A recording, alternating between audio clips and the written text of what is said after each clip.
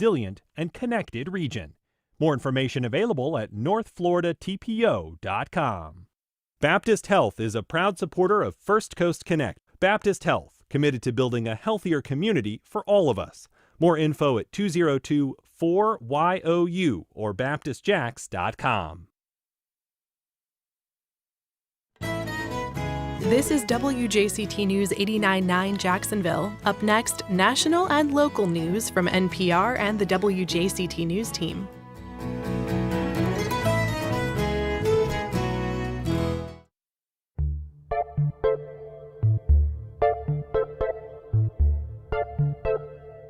Good morning and welcome to First Coast Connect. I'm Ann Schindler. Today, should Jacksonville adopt a data center moratorium? And what does it mean that one of the city's largest tenants agrees not to leave downtown, at least for now? We ask Mayor Donna Deegan and take your calls and questions in our monthly Ask the Mayor segment. Then, a Northside bakery expands its family-owned footprint to Murray Hill. We sit down with the Cookie Man's kids about carrying on his sweet legacy and celebrating the historic East Side through art and storytelling, how you can get involved in the 10th anniversary event. If you'd like to join today's conversation, you can reach us on air at 904-549-2937, or you can email firstcoastconnect@wjct.org. Stick around. We'll be back right after the news. Live from NPR News in Washington, I'm Nora Rahm. The Maine Attorney General is investigating the latest fatal shooting involving ICE agents. Officials say the man was killed yesterday trying to get away from agents who are looking for an immigrant subject to deportation. Senator Angus King told Morning Edition he was told the man who died was not the subject of the warrant, and officials have not provided much information. This is a very vague allegation that was in the statement from DHS last night, and that's why we need a true, independent, transparent investigation, not strictly by the federal authorities. The problem is the federal authorities have very little credibility now. The shooting follows last week's deadly shooting by ICE agents in Houston. A drop in oil prices in June led to a sharp drop in inflation after May's more than three-year record high. NPR's Stephen Bisaha reports on the latest Labor Department cost of living data. Consumer prices in June were up 3.5% from a year earlier, higher than the Federal Reserve wants, but lower than May's high. Prices in June were down 0.4% from a month earlier. The decrease primarily came down to the main driving force behind inflation in recent months, energy prices. They fell 5.7% in June from a month earlier. Gas prices at the end of June were about 71% lower than they were during the May peak, and they remained steady since. But renewed conflict between the U.S. and Iran could send those prices back up. Strip away food and energy, and so-called core inflation for the 12 months ending in June was 2.6%. Stephen Bisaha, NPR News. Darlene Graham is to be sworn in this afternoon to represent South Carolina in the U.S. Senate. She's to complete the term of Lindsey Graham, her brother, who died over the weekend. U.S. Central Command said in a statement that it completed a round of strikes targeting military installations in at least 6 Iranian cities yesterday. This was the third consecutive night the U.S. has attacked Iran. Iran has responded by targeting U.S. bases in the Gulf and Jordan. This comes as President Trump said the U.S. would reestablish a blockade on Iranian ships moving to Hormuz. NPR's Adil El-Shelchi reports. Iran responded to the U.S. strikes with its own attacks on Gulf countries on Tuesday. The Emirati Ministry of Defense said that 2 of its tankers were targeted by Iranian cruise missiles while transiting the shipping lane of the Strait of Hormuz's Omani waters. It said 1 person was killed. U.S. Central Command said that more than 50,000 U.S. service members are deployed across the Middle East, remaining, quote, vigilant, lethal, and ready. President Trump said on Monday that the U.S. will now be known as, quote, the guardian of the Hormuz Strait, and that while other countries will be able to move through the waterway, the U.S. would charge a 20% toll on cargo. Iran has vowed to keep control of the strait. Adil El-Shelchi, NPR News, Istanbul. This is NPR News. Good morning. You're listening to WJCT News, 89.9 in Jacksonville. I'm Stephen Ponson. Right now it's 9:04. Jacksonville Transportation Authority CEO Nat Ford is on a short list of finalists for the same position with Dallas Area Rapid Transit called DART over in Texas. Ford announced a week ago that he would be resigning from Jacksonville's Transit Authority in January after 13 years at the helm. DART's board of directors will decide who gets the CEO job at its meeting tonight.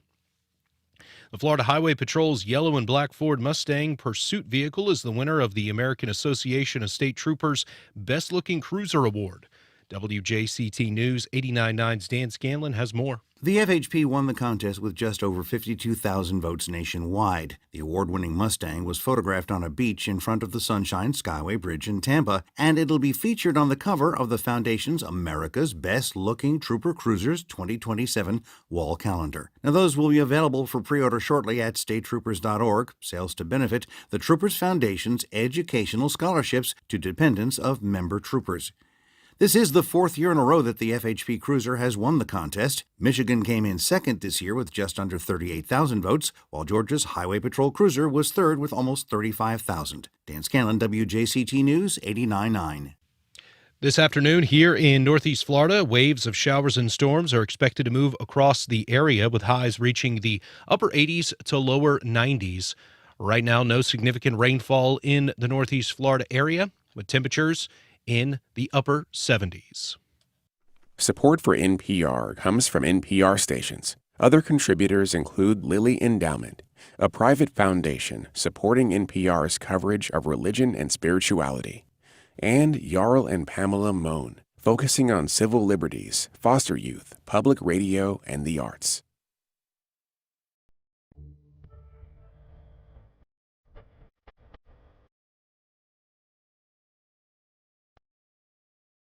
Support for First Coast Connect is provided in part by Baptist Health and North Florida TPO. Welcome to First Coast Connect. I'm Ann Schindler. Today, it's budget season, it's political season, and it's summer, all of which makes it a hot time for elected officials. We talk to the mayor about all of it in our monthly Ask the Mayor segment. Later in the program, a family tradition carries on the legacy of the Cookie Man. We meet the kids who are expanding on their father's legacy. But first, we're joined as we are each month by Jacksonville's mayor, here to answer our questions and yours about city business. Mayor Deegan, thanks so much for being here. Always good to be with you, Ann. Always good to have you. We appreciate, we should say, you coming on regularly. It is a great service, I think, that you provide. It's always a good conversation. And I think, as you know, I think it's important to hear from people. So. Well, and here we will. If you have a question or comment, you can reach the mayor on air at 904-549-2937. You can email First Coast Connect at wjct.org, or you can go to firstcoastconnect.org to find all the ways to connect with us on social media. So I want to start out, if we can, talking about something we discussed yesterday on the program. Okay. We had Nate Monroe on discussing this planned lawsuit, the Jacksonville Aviation Authority apparently planning to sue the city. I know this is now kind of potential litigation. I'm not sure how free you are to comment on that. But when we had now City Council President Nick Howland on the program last month talking about this, he identified you as someone who is like-minded on the issue of Cecil, kind of pushing Cecil Airport to be more aggressive in economic development. Is that a fair assessment? I think that is a fair assessment. I think we all want to see Cecil reach its full potential. And I think JAA does too. I think at the end of the day, it really comes down to, how all this proceeds in terms of relationships. And I think that I would really hope that there could be some sort of reasonable conclusion to this without going to a lawsuit. I've got to say the other place where I do get concerned, and I think I've heard Nick comment on this as well, is I'm very concerned, and you've heard me talk about this in terms of council activity in the past. I'm very concerned with things that weaken our consolidated form of government. And I think all these continued, I want my own attorney, I want my own attorney, I want my own attorney. Look, it's fine. At the end of the day, though, the general counsel has to have the final say. And I think that all of these discussions that take us further away from a consolidated government, even if there's tiny steps, they are steps that weaken our consolidated government, whether they are as I have mentioned before, attacks on the executive branch and trying to weaken the executive branch, or whether it's something like this. I just would love to see that relationship be a good, productive relationship that will move us all to the goals that we need to move to. But I really hope it does not come to a lawsuit. I imagine, I mean, and it could be, I think, a serious rupture in consolidated government if it were to go forward. But in terms of pushing the JAA to be more proactive in developing Cecil, do you think that they're being recalcitrant? They've sort of said this is about regulations at the federal level. The FAA won't allow us to do certain things with these funds. And I think that a lot of the things that have been proposed, in fact, aren't allowed to be done with the funds. Well, I think that's a good point. I do think there are certain things that are not allowed to be done by the FAA, and I think that's something that we are going to have to respect. At the end of the day, that's why I said I think there needs to be some sort of a clarity and coming together over what can happen and I think that JAA has that similar goal of making sure that Cecil opportunities are met. So I'm going to try to be hopeful that this gets resolved. I think it may be simply an issue of, these boards are independent and they are fiercely independent, and they don't want to be told how to do their work. And I think this is going to have to take a little bit of relationship massaging, and hopefully, I'm hoping that we don't go down the road of a lawsuit, because I don't think that's good for anybody. Are you going to be involved in that massaging? Look, I always am going to do what I can do. But I just think that whether it's JAA or JTA or JEA, I just think that we have to be respectful of the fact that they do have independent boards, while making sure that city priorities are guarded. So it's always an intricate process, but at the end of the day, I think it's in all of our best interest to try to work together and get through these issues. So I mentioned Nick Howland. He obviously is now the new city council president. There have been times in the past where you all have butted heads over some issues. How is your relationship with Nick Howland? How does it compare to, I know that under the previous council president, you had these sort of regular meetings set up. Is that something you're going to continue? Absolutely. Nick and I have a good relationship. He has a very good relationship with Mike Weinstein and the team that is around me. And we're going to continue to have Nick and I and Mike will continue to have those regular meetings, just like we did with Kevin, before each council meeting, and any other time that we need to meet. It's a good and cordial relationship. We're not going to always agree. I think we have some different visions in terms of not only what involves a core service for the city of Jacksonville, because I believe quality of life issues are incredibly important for this city, and I do think they constitute core services. But at the end of the day, what I think is going to be refreshing about that relationship is I do think that both of us are sort of programmed to try to avoid drama and just sort of move forward with our priorities. And there will be times we will certainly not agree, but I think we will work to get to where we can get to make the lives of people in Jacksonville better. And that's my hope anyway. And always optimistic. Right? Are you drawing a distinction in terms of being a magnet for drama with the prior president, Kevin Carrico? Well, I guess I am, because that was certainly a particularly dramatic period.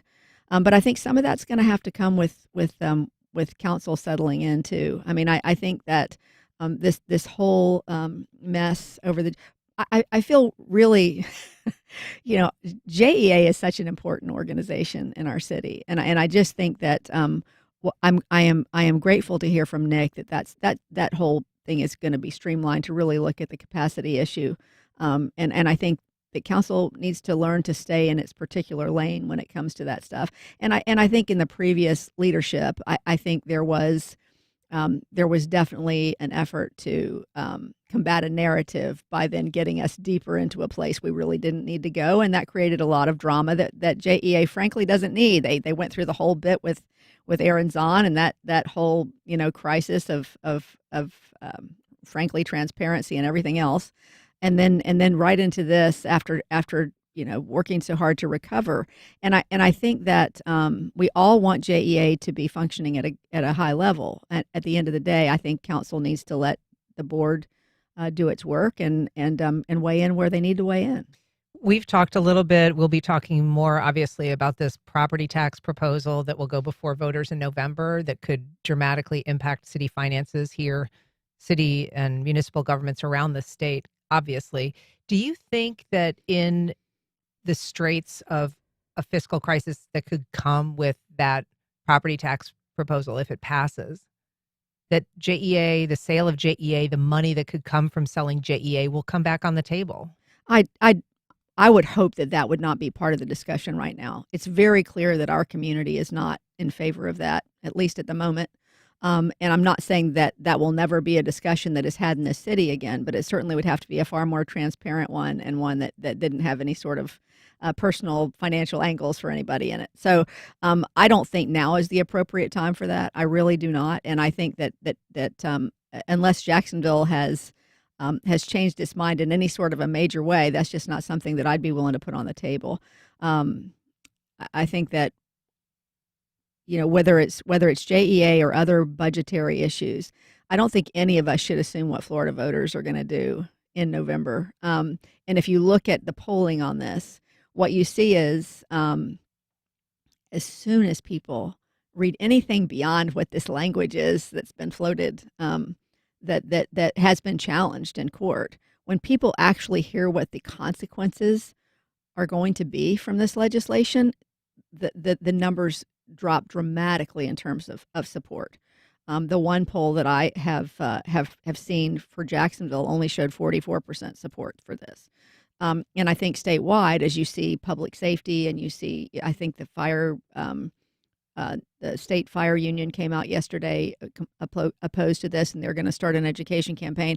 As you see the folks that really are being honest with people about what the consequences are here, you're seeing people go, you know what, I better think twice about this. So I think education is going to be a big part of all this, but I would hate to see us knee-jerk to doing things that we don't need to do right now. We'd have a whole year to respond to this should it pass.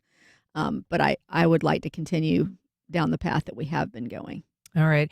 I want to talk in just a moment about, I guess we'll shift to it now. I mean, data centers are a topic that has been consuming a lot of energy, really, in people's lives. Yes. Political energy, civic energy.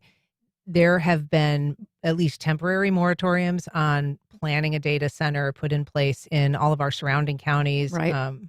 St. John's is considering it, but Clay has implemented one. Nassau County has implemented one. What conversations are you having, and what conversations are you hearing about a possible moratorium in Duval County? Well, we certainly haven't talked about a moratorium at this point, but I would say that what I've been trying to do mostly is educate myself. You hear so many different opinions about it, but I would say, I feel very much at this point in time, like the governor of New York, that until I could be convinced that this was not going to be a drag on the electric grid, until I could be convinced that this was not going to consume, natural resources like water, that we just can't afford to lose, and until the community and the folks in Jacksonville could be convinced that this was a good thing, I just don't think it's a place we'd want to go. I mean, I think it's always important to remain open-minded and see new technology, but right now, I don't think that is a place that we can stand and say this is something that is good for our community. And I think that that's what's driving the conversations in the surrounding counties. And so, would a moratorium be appropriate? I mean, the time to sort of gather that knowledge and to gather that input from the community is sort of the very reason that communities are implementing a temporary moratorium on planning of new projects. Well, certainly this is something that I anticipate will come up in the coming town halls that I'll be doing. I'm going to be giving my budget address on the 20th and then launch into another series of town hall meetings. It's been such a topic of conversation around the state, and as you said, around surrounding counties. I would expect that to be a discussion we're starting to have with the community. But right now, this is not something that is proposed for our area. It seems like you're going to have a big enough battle when it comes to locating a jail, without also having to try to find place in this county for something that uses resources to the degree that a data center does and has community impacts, whether it's, noise or other just quality of life impacts. Right. Well, that's why I said, to me, there's a great deal more education that all of us need to have in terms of these things. I have heard such a disparate amount of information about they use an incredible amount of water. No, they don't. They use a lot of electricity. No, they don't. I mean, I guess there are so many different kinds at this point. But I just feel like our whole community needs an education on what these things would actually mean in terms of impact before we could ever discuss going there. And I think right now, if you look at the public sentiment, it would certainly be against at the moment. If council were to propose a moratorium, would you support that? I think for the moment I probably would, but I would have to look at it. I mean, I like I said, I feel like it's worth having a public discussion over, just to sort of take the temperature of folks in Jacksonville about it and to see how all of us can get educated about it. But yeah, I think at this point it's not something I would be comfortable. I don't think a data center would be something I would be comfortable in moving forward with. If you are just joining us, we are talking to Jacksonville Mayor Donna Deegan. She is here as part of our monthly Ask the Mayor segment. If you have a question or comment, you can reach us on air at 904-549-2937, or you can email comments or questions to firstcoastconnect@wjct.org. We've got a call from Cindy on the east side. Good morning, Cindy. Go ahead. Good morning. I'm responding to the comment I heard Mayor Deegan say there would be no knee-jerk reactions to slashing things in the upcoming budget. And one of the things I've heard that has been put on hold is the pond and Riverside Park improvement, which is such an important project for the city and our urban park system. We have an important rookery there of herons and egrets, and besides the fact that it will make a world of difference for the survivability of that wildlife, the pond is so overdue for replacement. It's just an eyesore and it's unhealthy. So I'd like to hear the mayor's response about that. I have to say that this is not something that I've been educated about. So I'm going to have to find out through our Parks Department what the pause is. Yeah, Cindy, what have you heard about it being paused? I know that there's been some recent signage that's gone up at the park, notifying people about protecting the rookeries there. What are you hearing has been paused? From whom? Well, Jimmy Peluso we had a meeting over a year ago, and he said it was funded and it was absolutely going through, and we were going to hear the final design, and then never did. And then through the park department, I heard that it was starting this fall, and they were just getting the RFPs. Now I've heard that it's on pause because of the potential budget problems the city might have with the property tax changes. Well, let me just say this, and I will say to you what I have said repeatedly, and that is that the budget you are going to get from me will be the same budget that I would give in any year in which I have the type of capacity that I have this year. In other words, I'm going to come out with the same priorities, public safety, quality of life, affordability, and I don't have on my radar any pause of those things. Now, what I am hearing, what the city council is sort of telegraphing to me, is that they're not going to want to spend money because, or at least until the property tax amendment is decided. So it's going to be interesting to see how all that is handled. There are a lot of probably very boring technical logistical things about taking things and placing them, as the council calls it, under the line, but it makes it more challenging to bring it back up. And under the line means it's sort of quasi-approved, but it has to come back around and get specific approval. It's not really quasi-approved. It's sort of put in reserve, and then because of a ruling some time ago by the General Counsel's office, there's some question as to whether it would take 13 votes to bring that back above the line, and that's a pretty big threshold. And when you have a number of people on the council who really don't want to fund anything besides public safety and trash anyway, it becomes a real battle to get that stuff back above the line. I think continuing to provide parks and quality of life issues, libraries, the things that people have come to expect, in addition to infrastructure and the things that we need to move our city forward that way, I think we need to continue to fund those. And if if the voters should make a different decision in November, then we'll go back and we'll we'll have to try to create a plan around that. But at the end of the day, I think to say we're going to somehow halt our forward momentum because of what a voter may or may not do is not a way to lead. And I'm going to continue to propose the budget that I think should be proposed, and that includes work on our parks. So I'm not sure where that information is coming from, but I promise you I will run it down.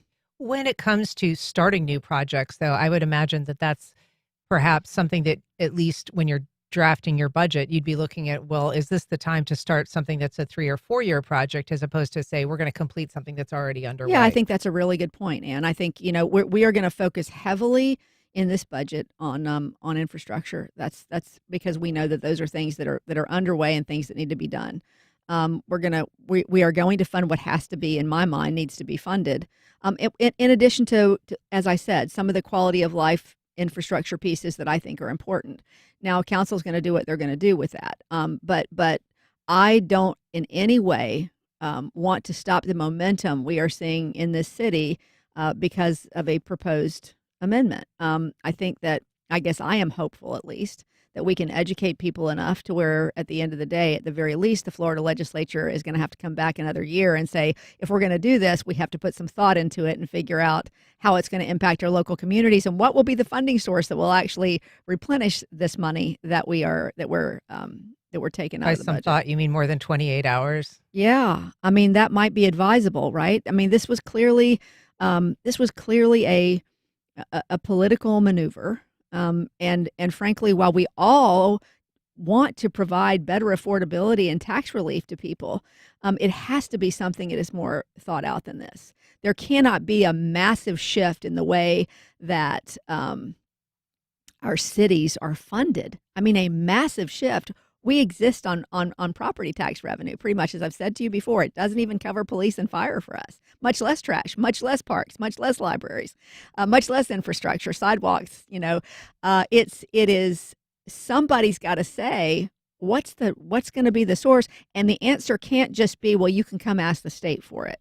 That is an absolute impediment on local rule, and it's in our charter that we have local rule, and we should continue to have it. And yet the state has continued to try to take it away from us. So I am hopeful once the voters see this in its entirety that they will reject it out of hand, and we can come back and look at it another year.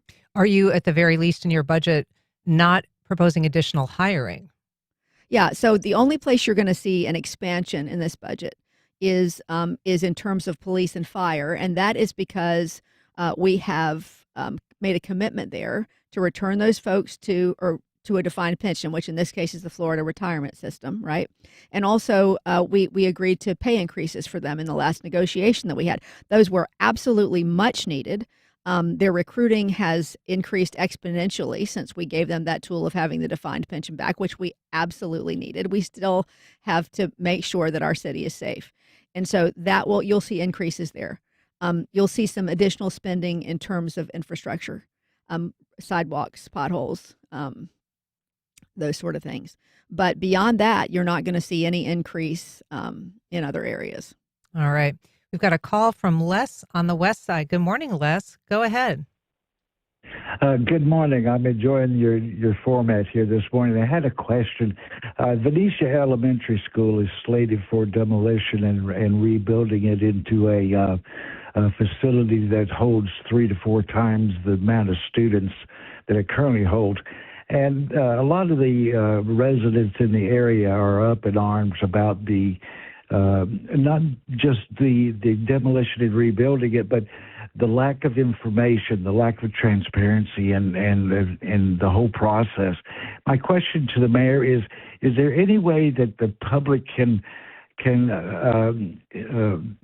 get this information in a more reliable fashion? Well, this is a school board issue. And it's one that if you know who your school board representative is, that's the first person I would go to. But that we should just be clear. I mean, this is a school that's in Ortega, and the Duval County School Board has sort of, parents would say, moved quickly in terms of an accelerated closure plan that the parents don't feel like they were involved in sufficiently. Yeah, right? I think that whether it's us in City Hall or whether it's Duval County Public Schools, over which we don't have authority, I think transparency and always making sure that citizens are informed is really, really important. Allowing citizens to weigh in is also very important. I know they've got to make some moves financially to make sure that they're solvent, that they can continue to do what they do. So I understand all that, but I do think that to give you any advice, if I can, because this is not a city issue, it's a DCPS issue, is I would go to your school board representative or show up at a school board meeting and say, hey, we deserve some more transparency on this process, because I can't tell you how important I think that is. And I think for the long term, having citizens who at least know what's going on is certainly helpful. We have an email, and this is also a question that I have. This is from Anne. She says, can the mayor give her thoughts and ideas on the proposed changes the Jacksonville Housing Authority has announced, please? This will impact thousands of people, including working and underemployed with families. And we should say we did a segment on this with our Jacksonville Today reporter, Elizabeth Caldwell, recently. But this is proposed rules that the Jacksonville Housing Authority is poised to implement would be among the strictest in the nation, essentially requiring 30 plus hours of work a week from tenants, and possibly putting a 2-year total time limit on the amount of time that people could live in public housing. It would also have some very strict requirements if they lose their job, giving them just 3 months to find work. So first of all, these are not mandatory. These are optional guidelines. What do you know about why the Jacksonville Housing Authority is moving to implement these really strict rules? Well, after you all did that report, we actually, because that's an independent board that we don't really, I mean, they do their work, and we heard this and went, wait, this has not actually been implemented yet. What's happening here? And we were told this was simply an effort to inform people of what they thought was going to be coming down the pike. This has not been implemented by JHA, and the fact is that I think, at least from what they're telling us, they were trying to be proactive in informing people of what they believe was going to be coming down from the federal government. This has not been implemented. So, but I mean, it does sound like the implementation is, it's in this draft version, and that it could be implemented. I mean, they're certainly moving far more aggressively to draft rules, to disseminate them, than other housing authorities around the country. And I think, from my understanding, that board did not move those forward. That is what I am told. That there was simply an effort to educate, but that those have not been and will not, for the moment, be moved forward. Okay. I mean, I would suggest that if that was an attempt to educate, that number one, engaging with the reporter would have been useful, because the JHA has refused to sit down with the reporter in this case, and that announcing that in terms of sending out notices, that notifying them that this is informational only as opposed to a proposed policy, would also have been really valuable. I mean, it sounds like they have very much mishandled the educational process. Well, that I don't know, Anne, because I really came into this after I saw the report and we made the inquiries. So I think my philosophy on all this. I think it's always better to be as transparent as you can possibly be. And I can't tell you why there was no communication with the reporter. I can only tell you what was told to me in terms of this is where it is. There has been no implementation, and at this point, no plan unless this actually comes down. And this board is a little unique in so far as the mayor appoints all of those board members. Yeah. And a lot of the other independent agencies, it's either some combination of you and city council, or the city and the governor. So what leverage would you use in terms of, well, let me ask you this. I mean, if they were to implement these, it would seem to impinge on your own priorities in terms of dealing with homelessness, housing affordability, places for people to live. I think we have a lot of education to do in terms of our priorities as administration, but we will continue to push for as much affordable housing as we can possibly have in our city. I do believe that in these federal regulations, should they come down, there are exceptions for the elderly, disabled, and veterans. Not that makes everybody happy, but I think should federal legislation come down, I don't think people would want to be caught flat-footed on that. But I hear your point that then say this is simply an effort to educate, which is what we're being told. So, but yes, I certainly I would always say to any organization, JHA or otherwise, that the more transparent you can be in the process, the better. We have an email from Fabrizio suggesting saying humble suggestions for the mayor. Okay. Number one, restore the top of the JEA Tower downtown to its former mid-century glory when it was a rotating restaurant called Embers, offering 360 views of the city. Jacksonville has too few restaurants and publicly accessible places with high elevation views. That's number one. Number two, turn more dirt lots under overpasses into public parks like the new skate park in Riverside. It's a smart way to create basketball and tennis courts that can still be used when it's raining or very hot out. And a suggestion there, I think those are all wonderful. But the JEA building, the old JEA building, is going to be transformed, right? That's the current plan. So I don't know what the plan is for that restaurant, but I'm with him. I'm sort of hoping we see a resurrection of the rotating restaurant. That would be awfully cool, but that's not up to me.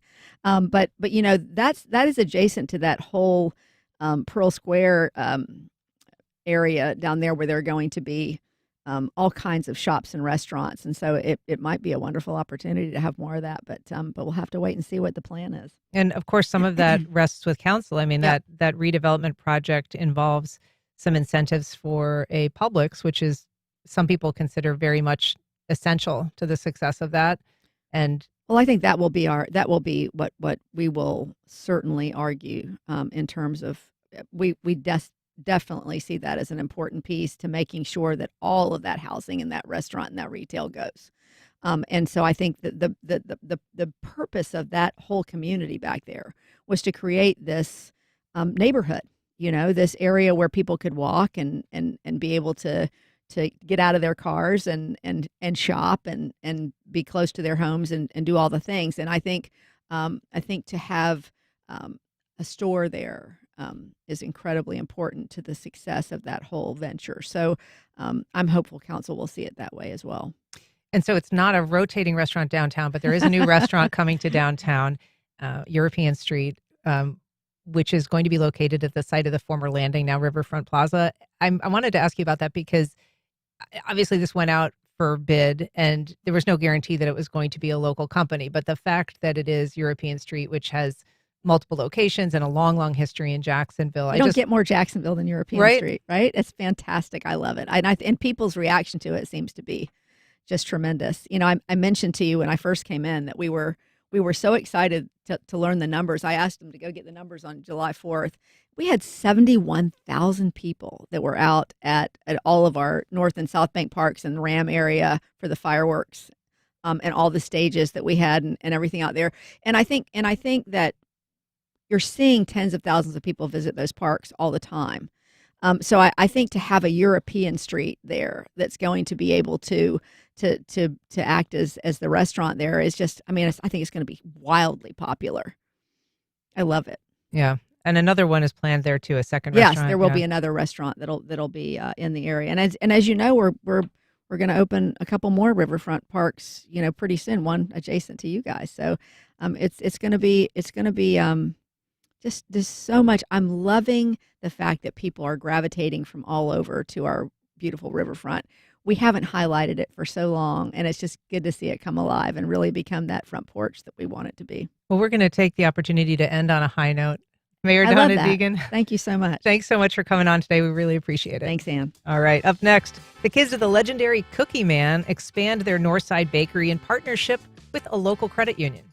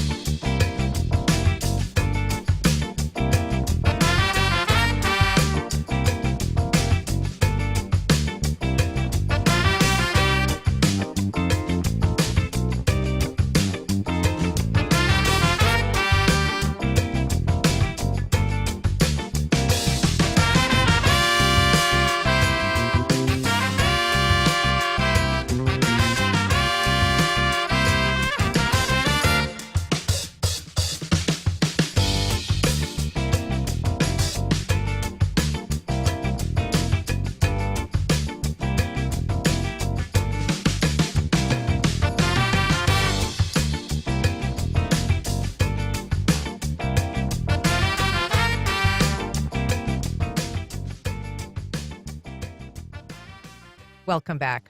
A Northside bakery has catered to happy customers for years, but the legacy began with a home kitchen and 4 decades of experience.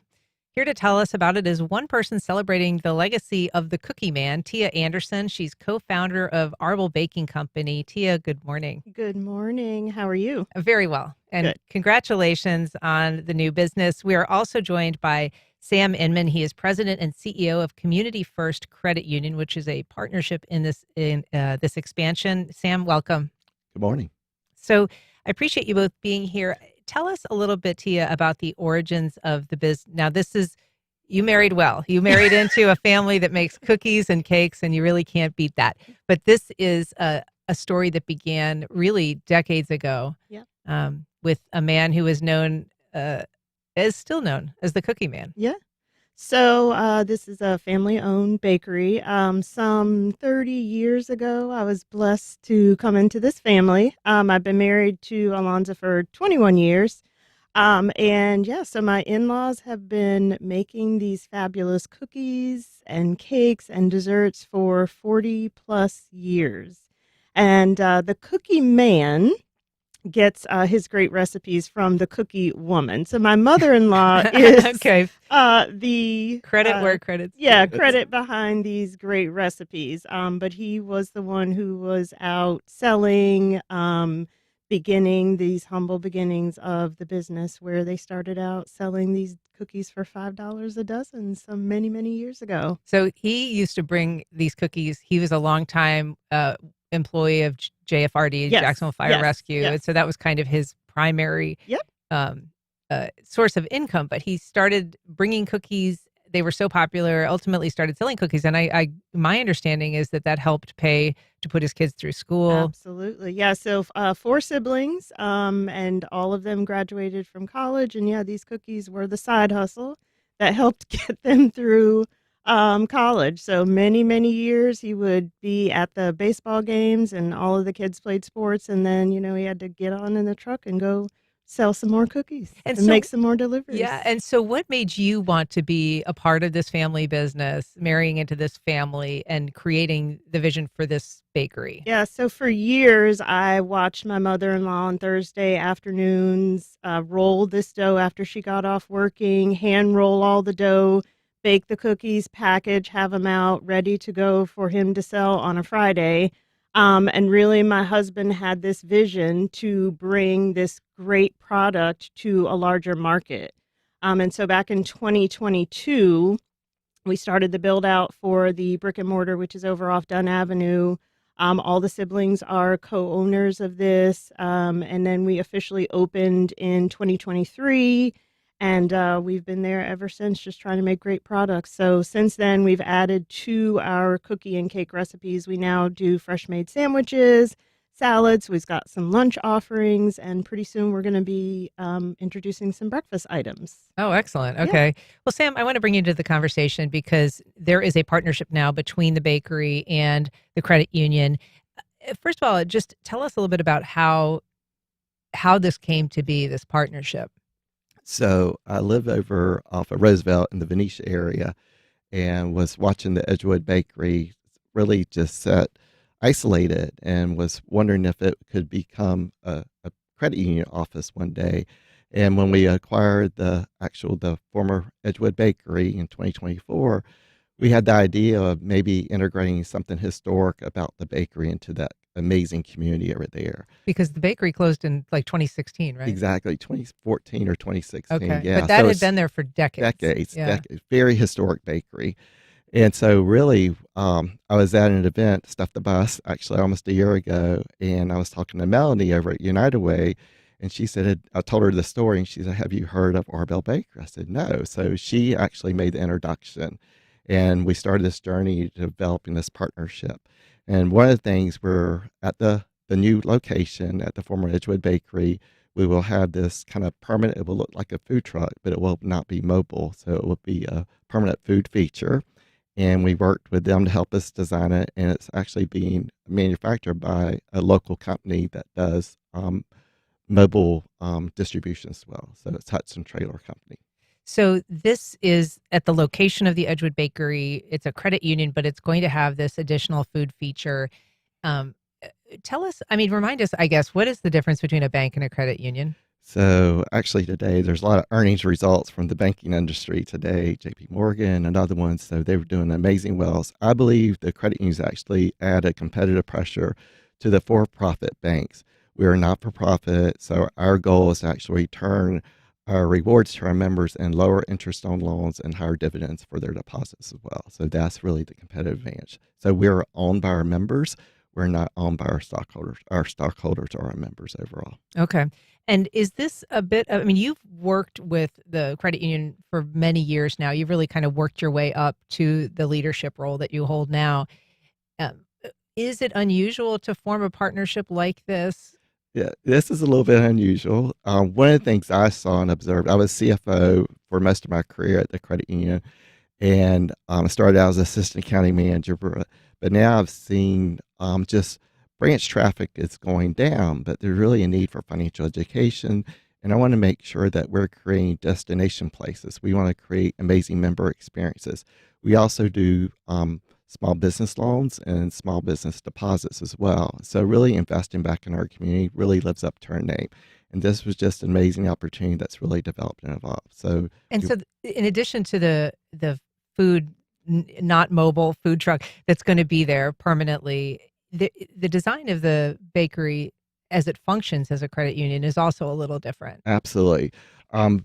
We're actually renovating the old Edgewood Bakery. So if you drive by right now, it's under construction as well. But what we realized in that immediate area, there's really not a park right there. So we're really trying to innovate what we call a pocket park. And this food feature will be part of that pocket park. But we're also having a community room as well. The community room could be utilized by any association, any gathering of individuals that can come in and need a place to have air conditioning and maybe conduct a meeting. We'll also be able to offer financial education classes as well. And so there'll be a little lawn there. There'll be a place that people can enjoy their baked goods. But there is a little bit of a timetable still involved in this. So we're talking about it. I know that there is a food truck component to the bakery. And so that is a mobile feature. But in terms of the permanent location, when does that get underway? So we're looking at December 2026 for that to be ready. Okay. And so it will get its baked goods. I guess they're not going to be preparing them on site. They'll be getting them from the Dunn Avenue location. Yeah, so we'll still serve our brick and mortar location will still serve as our main hub for production as we are doing now. So we'll continue to offer some of our delicious cookies, mini sweet potato pies, which I'll give the cookie man credit for that. Okay, those are his. Those are his. Legit. Cake slices as well as some lunch offerings. We know that it's a great walkable community in the Murray Hill area, and so we really want to offer quick bites along with a little sweet treat. Yeah. And so tell us about some of the sweet treats, because I know that you mentioned the sweet potato pies, and I know that those are a particular favorite, but what are some of the other ones that are your own favorites? Because there are some very distinctive cookies as well. Yeah. So our best seller in terms of cookies is our oatmeal nut cookie. So it's going to be a soft oatmeal cookie with walnuts. Again, this is my mother-in-law's recipe. She's been perfecting this recipe for 40 years. So I was telling Sam earlier, we still hand roll all of our dough on our production days, measuring it out perfect by quantity so that we can make sure that we're providing consistency to the customer every day. Mm-hmm. Some of the other staples that people have come to love are our cake slices. So in addition to serving mini cupcakes, we also serve cake slices daily. So that's a feature we'll have when we move to the Community First location. And there's peanut butter cookies that I understand are very popular, red velvet cookies. Red velvet cake. Okay. Yeah, we played around with the cookie, but red velvet cake is a staple that's there every day. We've got some wonderful caramel butter pecan cookies, butter toffee. So whatever you're in the mood for, we've got you. Sounds great. Yeah. Well, good luck with it. I'm excited that you are moving to Murray Hill. A lot of people are, and it will no doubt be a busy location. It is going to be at the location of the old Edgewood Bakery on Edgewood Avenue South. It is this new location for Arble Baking. Teia Anderson, Sam Inman, thank you both so much for being here. Really appreciate it. Thank you. All right. Up next, celebrating the historic East Side through art and storytelling. how you can get involved in the 10th anniversary event.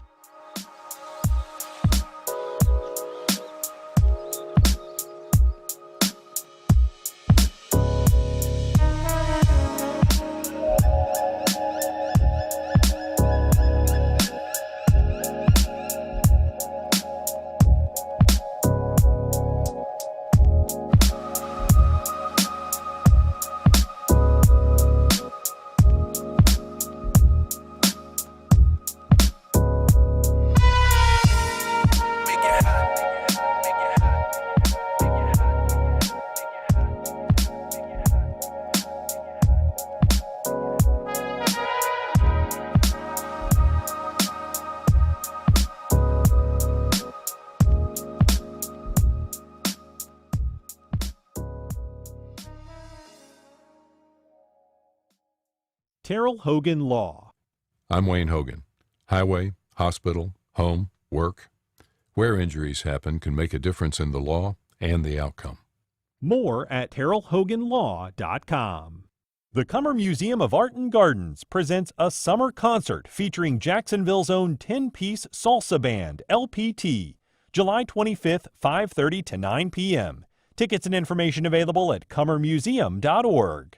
It's one hot night, and the Prince of Spanish Guitar, Benesse, celebrates the fire, the passion, the spirit of Spain. One of the longest-running world music and dance productions touring the world. A mesmerizing and magical night. Celebrating the rise of Spanish guitar. Benesse, September 25th at WJCT Studios. Go to wjct.org/events for tickets. On the next Fresh Air, the story of a Cuban immigrant who showed up for a routine immigration check-in last October and left in handcuffs, bound for a tent camp in Fort Bliss, now the largest immigration detention center in the country. We talk with New Yorker staff writer Jonathan Blitzer about life inside Camp East, Montana. Join us. Today at noon on WJCT News 89.9.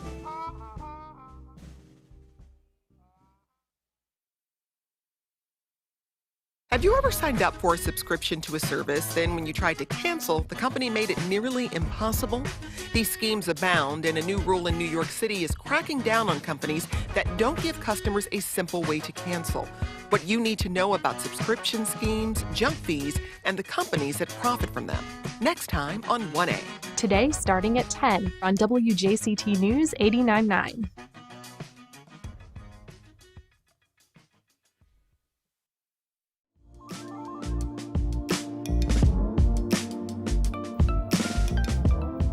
Welcome back. What began as a community coalition evolved into a community development group and ultimately a vehicle to access much-needed federal housing funds.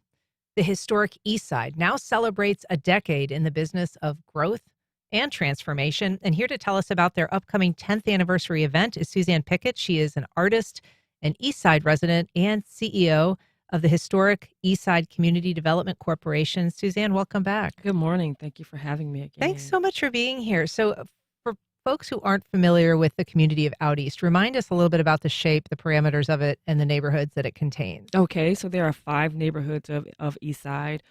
Fairfield, which is the area now around the Sports Entertainment District, Oakland, Campbell's Addition, Phoenix, the Phoenix area, Long Branch. And Long Branch. Okay. And so those communities make up what is now known as really the last remaining 19th century historically Black neighborhood that borders downtown Jacksonville. The most intact African-American neighborhood in the state of Florida on the National Register. Yeah. And so that is an enormously significant attribute. And it has had challenges. Part of the reason that the Community Development Corporation was created was to sort of forestall things like gentrification or perhaps the community losing touch with some of those historic roots. Yes, the development around the stadium that we knew was coming for decades, but also the protection and being a voice for the people on the East Side, creating awareness of the significance of the East Side neighborhood. And we've been working on that a little more than a decade now, but we have been successful in holding the line with that development as it comes, so we can preserve and protect the history and heritage of the East Side neighborhood. And so how do you think the community looks today describe how it's progressing in terms of that goal and what it might look like without it. So the goal, of course, is to maintain legacy residents while also inviting new residents into the East Side. So it looks completely different. I've been back in the East Side for 15 years, and almost every day I see something new when I drive down the streets. New homes, new residents coming in. We have new businesses coming in. We have our Main Street now. But we have all the development that's around us as well, that we're excited to be a part of that development and a complement to the development in Springfield, the Sports Entertainment District, now Gateway Jacks and the Cathedral District. Eastside sits right in the middle of all that to the river. And there's now a grocery store in the neighborhood as well. We do. We have our Deb's grocery store that we're excited about on 5th and Florida Avenue. We're excited about that. The Winn-Dixie actually is now open, the Aldi. So as Eastside was a food desert, we've alleviated some of that as well with our partners. All right. And so there is a celebration kind of the CDC's formation, the Community Development Corporation. Yes. As you said, the coalition's been around longer than 10 years, but this really is the 10-year mark anniversary for that organization. Since we became a Community Development Corporation legally, our 10-year celebration, it's always been here. It's a pun because Eastside has always been here, one of the oldest neighborhoods. But also for ourselves, the CDC, we've been here. Al Letson is a Florida Jacksonville native, so he's been here. So we're really excited about this 10th anniversary celebration. Because Al is going to come back to town to host it. Yes. And as you say, the theme of the night has always been here, but it's an evening with Al Letson, and he's going to be talking. He's going to be performing as he does and sort of just addressing the history of this place and the significance of it in terms of local history and also Black history. Exactly. In a bigger sense. Yes. So we're excited about that. We're also going to have a musical performance by Tori Peoples. We're going to have authentic Gullah Geechee cuisine because we're aware that Jacksonville is one of the largest Gullah Geechee communities by Chef Andrew Bryant. So we're really excited for all of our participants to come and just enjoy the celebration with us as we look to the next 10 years. Yeah. This is a community that has some really famous people that, either were born there or lived there, including A. Philip Randolph, James Weldon Johnson, Eartha M.M. White, the Olympian Bullet Bob Hayes. Yes. There's a statue of him in the community. And so it has this really outsized legacy in terms of local Black history.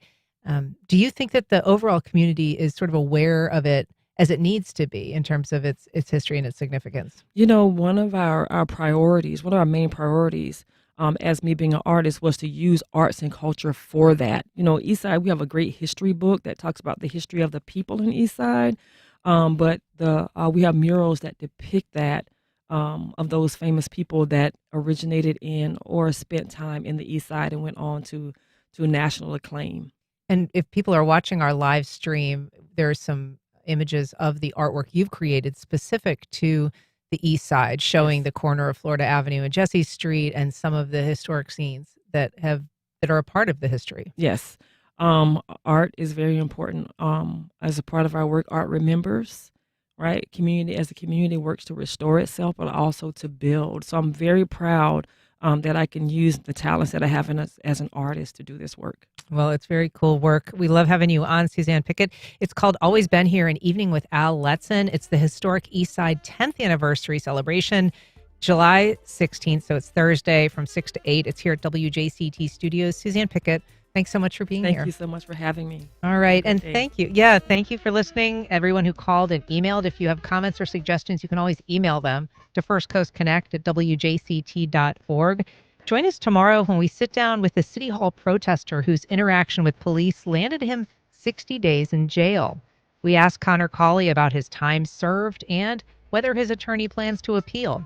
I'm Ann Schindler. You've been listening to First Coast Connect on WJCT News 89.9.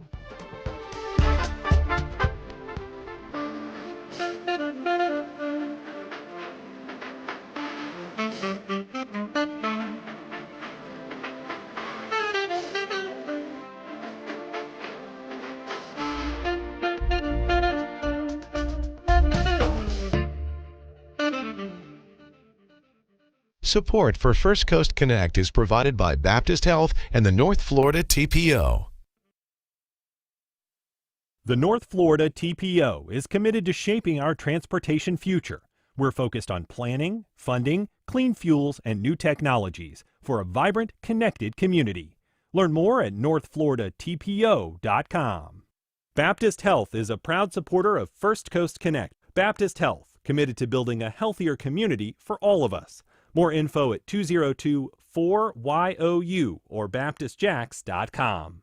Tidbits, family owned and operated since 1985. 4 locations: Bay Meadows, Hendricks, Mandarin, and now Fleming Island. Menu items include fresh sandwiches, salads, and soups. Open Monday through Saturday. Online ordering and menu at clarastidbits.com. This is WJCT News